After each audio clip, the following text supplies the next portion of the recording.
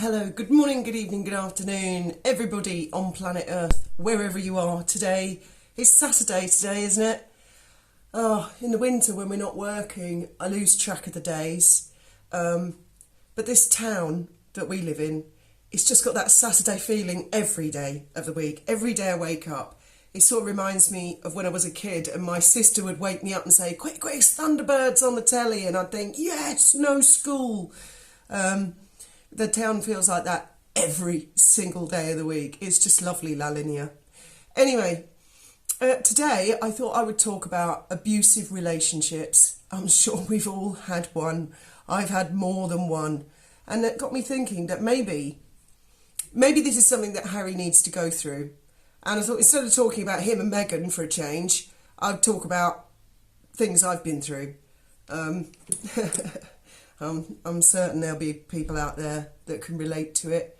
I had a relationship with a guy once who I have mentioned before on my videos, who I refer to as Thomas. That is not his real name. That was really quite an abusive relationship. I'm not sure if he was a narcissist. I don't want to do the guy a disservice because he's an absolutely lovely guy.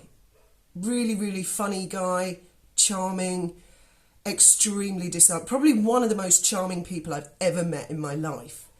I actually met Graham through Thomas because Thomas wanted to learn to fly eventually, and that's how I met Graham at Shoreham Airport. And so Graham was big buddies with him, and he was my best friend. I met him in 1992, and in one respect, he really brought something out in my personality. I'd been very, very shy and timid before I met Thomas. I lived on my own in my one-bedroom basement flat, and when I met him, he was fresh out of prison. He was a car thief, and he was so much fun, and even the police adored him. They really did. A lot of people, when they read about my story, I think they've always assumed, quite wrongly, that I absolutely hated the police and they absolutely hated me. But it wasn't really like that. It was a lot more complicated than that. And we all knew each other pretty well because they were coming round to my flat all the time because of Thomas's shenanigans, and then ultimately because of my shenanigans. So I was just terrified of the world before I met him. And it was certainly a character building thing, but ultimately incredibly destructive as well. We split up after we'd been together, I think about 4 years. Yes, I think we'd been together about 3 or 4 years, and he left me. I mean, really, that would be the kindest thing Meghan could do, I think, although it would break Harry's heart, I'm sure, if that was the situation with them, if they're even still together, which I'm not convinced they are, actually. Well, I don't know. When Thomas finally dumped me, I spent about 3 or 4 weeks locked in my flat in floods of tears. I couldn't understand it because when I met him, as I say, he was fresh out of prison, and he had nowhere to live. He had no money, and I met him through work. He came to apply for a job at a place where I had been working, and I just thought he was just too funny for words and really entertaining, and I think we brought the worst out in each other. And we brought the best out in each other. And he really became more like my family than my own family. Even though my family could see that it was a very destructive and dangerous relationship, they equally adored Thomas. You know, Graham adored Thomas. Everybody did. He was a really likeable, lovable guy. But he came with a price. He really did. It came at a cost. And when he dumped me, he said, you've dragged me down in life. And I believed him. I'd dragged him down in life. Oh my God, looking back on it now, I just want to slap younger Fiona. What the hell? Why are you letting this guy walk all over you? Oh, dearie me. Yeah, so I just cried. And he had convinced me, absolutely convinced me, that everyone was staring at me. That was really ugly. That just my appearance was offensive. And so I didn't go out the flat unless it was dark. I'd go out late at night to the petrol stations just to get essentials. And I was stuck like that for quite a while. And that's really when I learned to start just talking to myself and saying, Fiona, get a grip of yourself. What's going on? How have you ended up in this situation? You know, you own the flat. This is your flat. He has nothing. He had nothing when you met him, and he has nothing again now, and the things he's saying are not making any sense. So I learned to sort of talk through it in that way, and I did get over it. And I mean, I'd been in an abusive relationship before, one or two actually, but that was years before. When I was about 15, I went out with a guy. I think I only went out with him for about 3 weeks, for goodness sake. And, oh boy, he was violent and he was trouble. And my family never let me live that one down. He actually, after we split up, like I say, I only went out with him for about 3 weeks. Oh, he just tormented me. And again, I became very scared to go outside and agoraphobic, because he said he camped out outside my house in Lewis and pretty much said, anytime you set foot out there, I'm going to kick the shit out of you. So I only went out when I had a family member with me or a bodyguard of some sort of description. But that all ended when my dad sold the house and we all moved. They moved to Scotland and I moved to Hove. I did actually consider suicide at that point. I'm not the suicidal type. I'm not the sort of person that would do that. But I did contemplate it when I was 15. I was just terrified of him, absolutely terrified. He terrorised me. He used to phone up in the middle of the night and say things like, I'm going to break into the house in the night and I'm going to pour petrol all over your parents' bed and I'm going to set fire to you all. Or sometimes I'd answer the phone and he'd just scream, like this death-curdling scream down the phone. At like 3 o'clock in the morning, he'd do that. And that house was very old and it had a few sort of creaks and cracks and hauntings and problems like that. So I had insomnia as well as this sort of agoraphobic fear, terror of going outside. So I had been in an abusive relationship before. But with Thomas it was different because he was never violent, not at all. And as I say, he was utterly charming.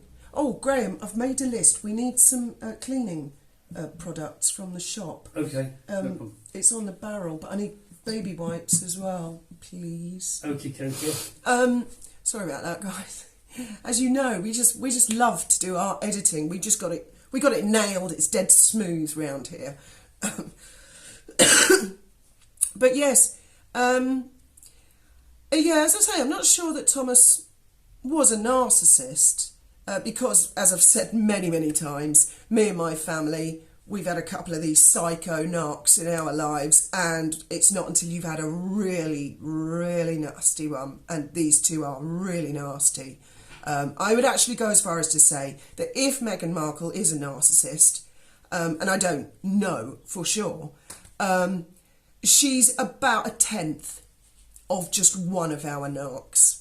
I dread to think if they had titles and millions and money and they married into the royal family, either one of them, they would be a nightmare. Believe me, these people are evil with a capital E. So I don't know, I wouldn't like to label Thomas a narcissist, but it didn't matter what I did for him. He always wanted something else. He always wanted more money. He was into electric bass. He was very good playing the bass. There was always another electric bass he needed, another amp he needed. His desires and his need for things, it was never ending. Whereas me, as you probably noticed with me gaffer tape on my phone and going to charity shops and stuff, I'm quite the opposite. I'm quite happy to make do. So if ever we had money, if ever we came into money, like I might have £1,000, so 500's his, 500's mine, he would go out straight away to a shop and he would look for something that was £499.99, and he'd blow the lot on it. And then he would come and say he had the right to spend my money, and like an idiot, I'd just hand my money over to him. And he'd piss that up the wall on something or other.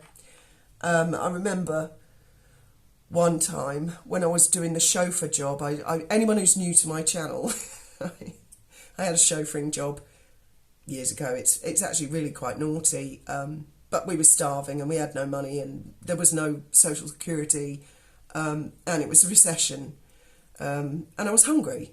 So I used this car, I used a borrowed car, and I worked for a guy as a chauffeur. But I had to do a week in hand, and then when the guy did pay me, he paid me by cheque. So we'd scraped together a little bit of money, and I'd left it, and I thought, oh good, we can have some food tonight, we can have eggs and bacon. And when I got home, Thomas had blown the exact lot on a musical instrument. Oh, I just couldn't believe it. I just couldn't believe it. I thought, what the hell are we going to eat until I get paid in about 10 days' time? I think I'd borrowed some money off the guy, or maybe there had been one dole check or something. I think it was a dole check that had come through. It was like £86.20, and he'd gone and cashed it and bought an electric bass in a charity shop. And I was like, and the bass cost £82 or something like that. So he was a nightmare. I mean, at the time I saw Thomas as a child and I felt responsible for him. So I was looking after him. Anyway, after he left me and I'd locked myself in my flat and I was in floods of tears, I decided I didn't want to really talk to him and I didn't want to think about him, and I thought that a clean break was the easiest way. So I packed all his things up in a box and I called a courier and I got them to deliver it all to his new flat. And I unplugged the phone. I thought, I'm not taking any of his calls. Well, sure enough, he came bang, bang, bang, bang, bang, bang, under the guise of, I'm worried about you, I'm worried about you. He just couldn't leave it alone. He had to keep coming round and like making it worse. And eventually he said, well, I want to be friends with you. I don't want to lose touch. So we remained friends, best friends, for many, many years after. And everybody knew that if Thomas got into trouble, Fiona would come along and fix it. That was my job. I was the bank of Thomas. If Thomas needed pocket money, if Thomas needed anything, all he had to do was come and ask, and I would just cave in and give him whatever he wanted, including helping him pay for flying lessons. And when I met Graham and got together with Graham, it was really Graham who gave me the strength in the end to say, Thomas, go away. We are no longer friends. And Graham watched it over a period of years, this sort of weird relationship going on. And he never once said, get rid of Thomas. Never. He actually said to Thomas one time, if you ever do anything like that again, dude, I'm going to have to ask you to fuck off. Excuse my French, but those were Graham's exact words to him. And Thomas said, yeah, okay, man, I understand. I won't mess up again, I promise. Which he did, big time, over and over again. And ultimately he did a really terrible thing. And it probably took about 7 years. But eventually I made the decision and I phoned him up and I said, don't contact me again. It's over, we're not friends anymore. But it was an incredibly difficult thing to get out of. And Thomas and I didn't have children. Harry and Meghan have children, which of course is an added wrinkle. And my major concern would be for them and their well-being and their happiness, you know. And I don't know how happy they're going to be when they grow up and they read their dad's book. Or I hear their mum's going to do a book. Or I would urge him not to do it. I mean, I wrote a book. I wrote a book years ago. Daren't show it to anybody, quite frankly. Lots of you guys have said, oh, I wish you'd write a book. I don't think so. I did change all the names to protect the guilty, as I do. But no, maybe a fictional book or something one day in 100 years when everybody's dead. But I've certainly waited till my children are adults. I'm glad that I never told my story when they were little. Well, so abusive relationships are very, very tricky to get out of. It's just not always that straightforward or simple. I have a friend down here. Thankfully, she's happy now, but she was in a violent, abusive relationship for years, and it was like a cycle every week. Same conversation I'm having with her.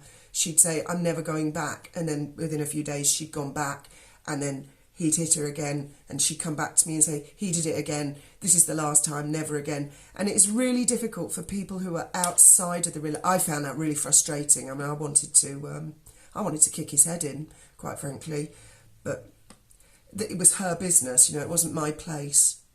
So it is really difficult. I do really feel for the royal family.